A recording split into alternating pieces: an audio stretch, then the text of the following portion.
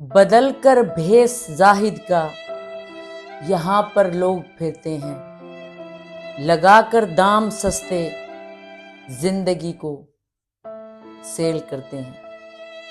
دوستو، لوگ زاہد کا لبادہ اڑ کر، بڑا نیکی کا لبادہ اڑ کر پاکستان میں بہت کچھ کرتے ہیں، اور ہم یہ نہیں کہتے کہ سب لوگ ایسے ہوتے ہیں، لیکن میجورٹی جو ہے پاکستان میں وہ ایسی ہے۔ کل سے جو ایک خبر گردش کر رہی ہے مولانا طارق جمیل صاحب کے ساتھ کہ وہ بچے کے ساتھ انہوں نے ہاتھ نہیں ملایا، اس پہ بہت لوگوں نے غم و غصے کا اظہار کیا ہے۔ یہ کوئی پہلا واقعہ نہیں ہے، ایسے واقعات ان کی جوانی سے شروع ہوئے ہیں۔ تو ایز یوزول ان کا بیٹا یوسف جمیل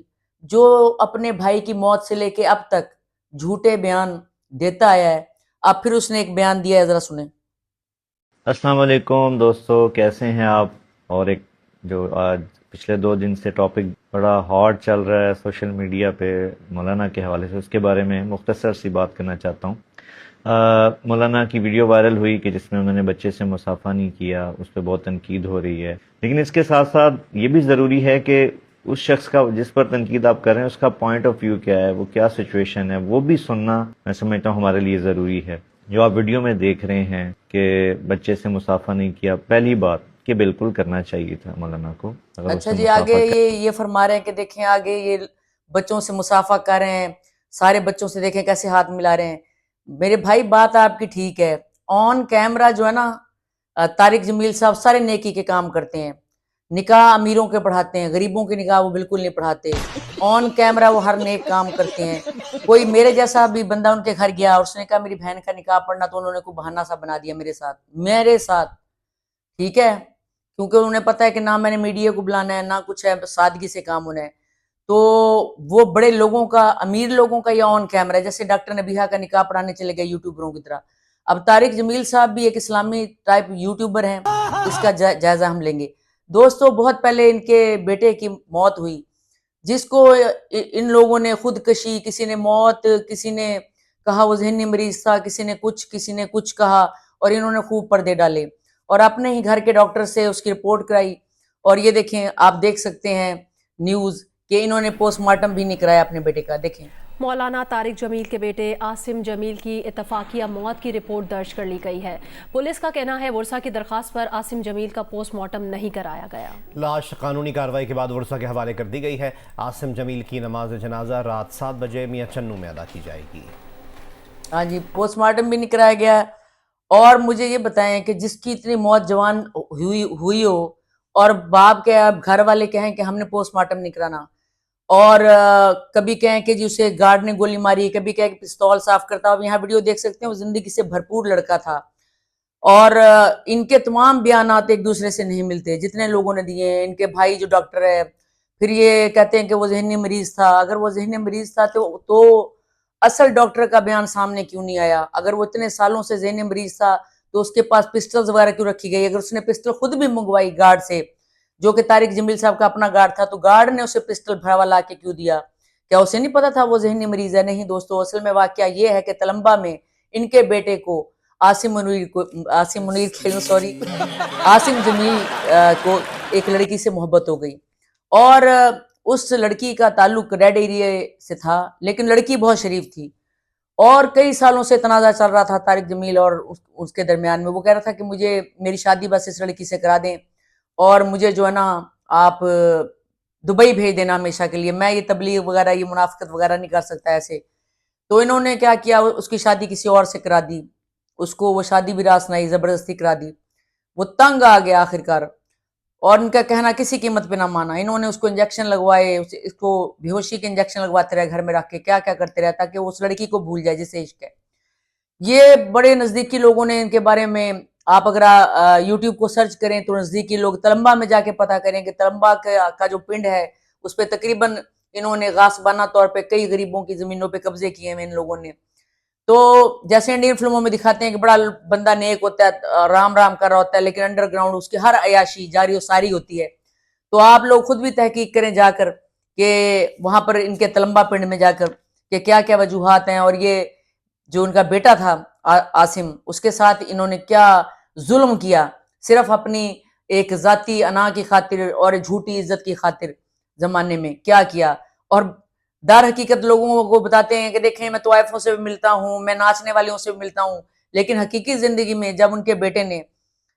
وہیں طوائف کی ہی کسی بیٹی سے محبت کر لی جو کہ شریف لڑکی تھی کہا جاتا ہے، اس نے دوسرا کام کبھی نہ کیا تھا، اس سے شادی نہیں کرنے دی عملی طور پر، تو کہاں کا دین اور کہاں کی یہ باتیں، یہ ساری جھوٹی باتیں. تو اس کے بارے میں تو بہت سارے یوٹیوبرز نے بات کی اور بہت سارے لوگوں نے بھی باتیں کی، اور کیا کہتے ہیں یہ کوئی ڈھکی چھپی بات نہیں ہے. آپ جا کے تلمبا میں پتہ کریں غریبوں سے جا کر کہ کیا کیا ہوا. پھر یہ اس کو خودکشی بھی نہیں ماننا چاہتے، اس کو یہ بھی نہیں ماننا چاہتے کہ اس کو گارڈ نے گولی مار دی، اور پھر اگر یہ ذہنی مریض تھا تو پھر تو اس کو اپنے ساتھ ساتھ رکھنا چاہیے تھا طارق جمیل صاحب کو. یہ کیوں کہ اپنے دوسرے بیٹے کو ساتھ یہ جو ہے بیانات دیتا پھرتا ہے جو ہر وقت. یہ دیکھیں شادی میں بھی ڈاکٹر نے بیاہ کیے، یہ طارق جمیل صاحب کا جانا اور جڑ جڑ کے بیٹھنا، کیونکہ وہاں میڈیا ہے اور ویوز بڑھیں گے. اور اپنے بیٹے کی موت پہ بھی انہوں نے بڑے قصے سنائے جھوٹے، توبہ استغفر اللہ اسلام سے جوڑ کے، ٹھیک ہے، بڑے غلط خواب سنائے خود کریٹ کیے ہوئے، جس پہ بہت لوگوں نے باتیں کی. اوور ہو گیا کیونکہ بہت زیادہ ویوز انہوں نے لیے، یوٹیوبر اسلامی یوٹیوبر بن گئے طارق جمیل صاحب بھی، اور بڑے بڑے امیروں کے یعنی کہ درباروں پر، یعنی کہ جو بھی حکومت آتی ہے اس کے درباروں پہ خود پہنچ جاتے ہیں. جبکہ نیک بندہ کوئی بھی کسی کے دربار پر اٹھ کے خود نہیں جاتا، نیک بندے خود اس کے گھر آتے ہیں، جو بندہ اصل میں دیندار اور اصل میں اللہ کے ساتھ اس کی رغبت ہو. اور دوسری بات یہ کہ یہ کہہ رہے ہیں کہ جی سرکمسٹانس دیکھنے چاہیے، ان کا بیٹا کہہ رہا ہے لاکھوں لوگ ان کو ملنے آتے ہیں، وہ کس کس کا خیال کریں، ان سے نہیں ہوا. تو میں تو اکیلی اپنے بھائی کے ساتھ ان کے گھر ان کو ملنے گئی تھی، لیکن انہوں نے میرے ساتھ اچھا سلوک نہیں کیا، غرور تکبر سے تصویر تک بھی نہ بنائی میرے ساتھ، حالانکہ میں ابائے میں تھی، سادگی اور فاصلے پر، اور انہوں نے کہا نہیں میں ایسی تصویریں نہیں بناتا عورتوں کے ساتھ نا، تو ایسے نہیں ہوتا ویسے نہیں ہوتا. اور میں نے جب کہا کہ میری بہن کا نکاح بھی آپ پڑھیں گے تو اس میں بھی انہوں نے ایک بہانہ سا بنایا، کیونکہ انہیں پتا تھا کہ میں سادہ انسان ہوں بالکل، نہ میں نے میڈیا بلانا ہے، نہ میں نے ان سے کوئی اسلام کی بات پوچھنی ہے، نہ میں نے یہ کہنا کہ میں نہ آپ کے ہاتھ پہ بیعت کرنے آئی ہوں، مجھے اسلام کا بالکل نہیں پتا تھا، قبلہ طارق جمیل صاحب سے مل کے پتا چلا اسلام کیا ہے، میرے اندر کوئی بھی ایسی بات نہیں تھی. تو انہوں نے میرے ساتھ بھی ایسا کیا، یہ بالکل فریش تھے، بالکل ٹھیک تھے، کچھ بھی نہیں تھا. جو یہ کہہ رہے ہیں کہ بزرگ ہو چکے ہیں بیچارے بھول جاتے ہیں ہاتھ ملانا، نہیں، اگر آپ ماضی میں بھی دیکھیں تو انہوں نے کئی لوگوں کے ساتھ اسی طرح، ان کو نہیں پتا تھا کہ کوئی کیمرہ کیپچر کر لے گا، یہ کیمرے کی آنکھ سے بھی نہیں بچ سکے، لیکن قبلہ آپ کو جاننا چاہیے کہ اللہ تعالیٰ سب کچھ کیپچر کر رہا ہے. اور ہر پاکستان کا عالم ایسا نہیں، ہر جو دین کا مفتی ہے وہ ایسا نہیں، بہت سارے ہمارے یہاں لوگ اچھے ہیں جو سچ بول رہے ہیں. یہ مفتی مسعود صاحب کا بھی بیان سنیں جو یہ جھوٹے بیان سناتے ہیں. طارق جمیل صاحب بیٹھ کے کیا کریں مفتی مسعود صاحب. انہوں نے بتایا کہ حضرت یوسف علیہ السلام کو معاذ اللہ جوتوں کا ہار ڈال کے اور اس طرح کر کے گدھے پہ گھمایا گیا مصر میں، ان پہ فتویٰ لگ گیا کہ یہ پیغمبر کے گستاخ ہیں. ہم نے اس وقت زیادہ وضاحتی بیان نہیں دیا کہ اس مٹی ڈالو اس مسئلے پر، ورنہ اصولی طور پر جن لوگوں نے اس موقع پر مولانا طارق جمیل صاحب کو گستاخ کہا، ان کو امام قرطبی کو، امام فخر الدین رازی کو گستاخ کہنا. کے واقعات اور اس طرح کے واقعات بہت زیادہ لوگوں کو سنائے ہیں جو اپنی طرف سے کریٹ کیے ہوئے ہیں، تو ایسا نہیں ہوتا،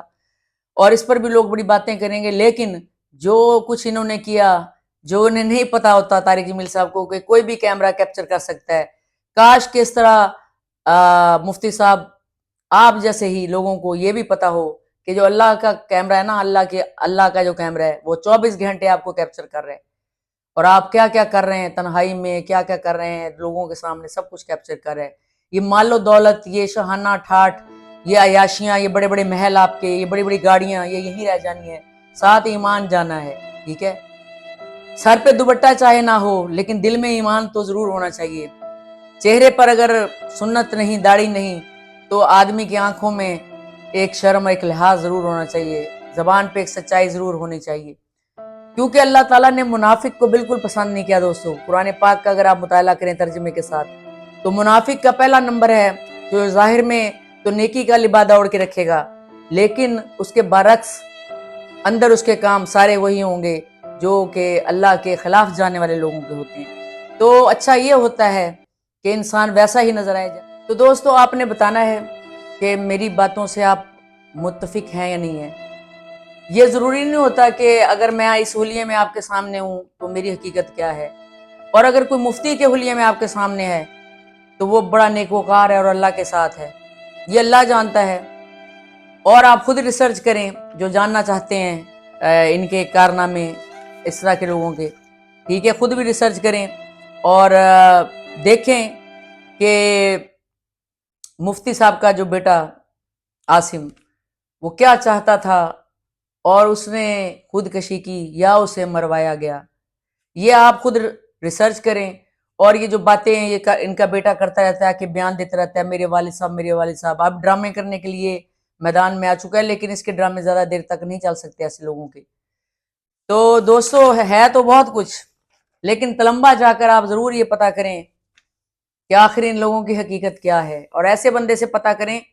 جو بزدل نہ ہو اور جس کے پیچھے کوئی ہاتھ ہو، کیونکہ غریبوں کو تو ڈرا کے رکھا ہوا ہے۔ ان کا بھی حال تقریباً سیاستدانوں جیسا ہی ہے کہ غریب جو ہے وہ نہیں بول سکتا، اس کو اپنی جان پیاری ہے اور وہ کبھی بھی یعنی کہ ان کے خلاف نہیں جا سکتا۔ تو دوستو یہ بات بھی یاد رکھیے گا کہ مولانا صاحب نے اور ان کے گھر والوں نے عاصم کا پوسٹ مارٹم کیوں نہ ہونے دیا۔ اس کے ساتھ ہی دوستو مجھے اجازت دیں، میرے چینل کو سبسکرائب کریں، لائک کریں، شیئر کریں، اس سے میری حوصلہ افزائی ہوتی ہے۔ دعاؤں میں یاد رکھیں، خوش رہیں، آباد رہیں، اللہ حافظ۔